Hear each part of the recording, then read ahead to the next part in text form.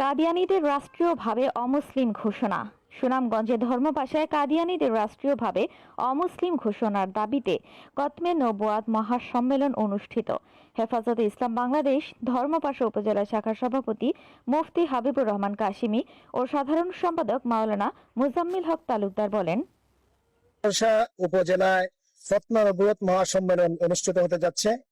এটা আমাদের জন্য পরম সৌভাগ্যের। এখানে উপস্থিত হবেন আমাদের বাংলাদেশের শ্রেষ্ঠ মুফাসসিরে কোরআন হযরত মাওলানা নূর ইসলাম অলিপুরি, হযরত মাওলানা আবুল খায়ের সাহেব সাইফুল হাদিস বিদঙ্গলি, হযরত মাওলানা নূর ইসলাম খান সাহেব সহ আরো অনেক উলামায়ে কেরাম। আমি বলতে চাই, খতমে নবুয়ত সম্মেলনকে কেন আমরা এখানে একটা করলাম। খতমে নবুয়ত হলো আমাদের ঈমানের একটি অংশ, আকীদার বিশ্বাসের সাথে সম্পৃক্ত। রাসূলুল্লাহ সাল্লাল্লাহু আলাইহি সাল্লাম সর্বশেষ নবী, সর্বশ্রেষ্ঠ নবী। শেষ নবী মানাটা আমাদের জন্য ফরজ। যারা সর্বশেষ নবী মানবে না, শরীয়তের দৃষ্টিতে ওরা কাফির। ওদেরকে যারা কাফির মানবে না, ইসলামী শরীয়তের বিধান হলো তারাও কাফির। এই জন্যই আমরা আমাদের ঈমান বাঁচানোর তাগিদে ধর্মভাষাতে খতমে নবুয়ত মহাসম্মেলন করতে যাচ্ছি।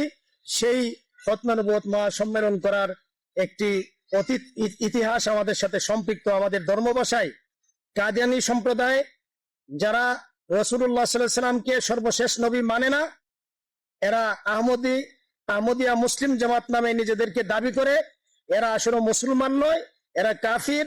ধর্মভাষা এখনো বিদ্যমান আছে, যেটা হলো আমাদের ধর্মভাষা ঐতিহ্যবাহী একটা ফ্যামিলি হলো জমিদার ফ্যামিলি।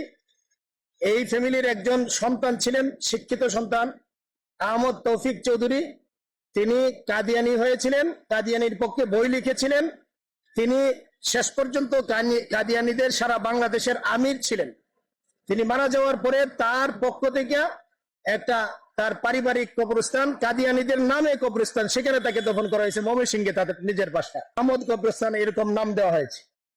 এই জন্যই দেশবাসীকে উদ্দেশ্য করে আর ধর্মভাষাবাসীকে উদ্দেশ্য করে বলতে চাই, আর একটা ছেলে তফসির আহমদ তফসির চৌধুরী, সে এখন ঢাকাতে আছে। সেও কাদিয়ানী সম্প্রদায়ের যে অফিস, সেই অফিসের নাইবে আমিরের দায়িত্ব পালন করছে। সবাইকে সতর্কতার সাথে বলতে চাই, যেহেতু এরা কাফির, এরা মুসলমান না, এরা যেহেতু অনিসলাম, আমাদের ইসলামের নাম ব্যবহার করতে পারবে না, এটাই আমাদের দাবি। এই খতমে নবুয়ত মহাসম্মেলনে দল মত নির্বিশেষে সকলকে যোগ দিয়ে মহাসম্মেলনকে সফল করার জন্য উদাত্ত আহ্বান জানাচ্ছি। এটা আমাদের প্রাণের দাবি। এই জন্য বিশ্বের আরো বহু দেশের মতো এদেশেও যেন রাষ্ট্রীয়ভাবে তাদেরকে অমুসলিম এবং কাফের ঘোষণা করা হয়। তারাও যেন অন্যান্য বিধর্মী এবং কাফেরদের মতো কাফের পরিচয়ে তারা যেন বসবাস করে, মুসলমানদের নাম ভেঙে এবং মুসলমানদেরকে প্রতারণা করে যেন কাফের এবং অমুসলিম বানাইতে না পারে। এই জন্য দেশবাসীর প্রতি উদাত্ত আহ্বান জানাচ্ছি এবং আবারও সম্মেলন সফল করার উদাত্ত আহ্বান জানিয়ে শেষ করছি। আসসালামু আলাইকুম রহমতুল্লাহ।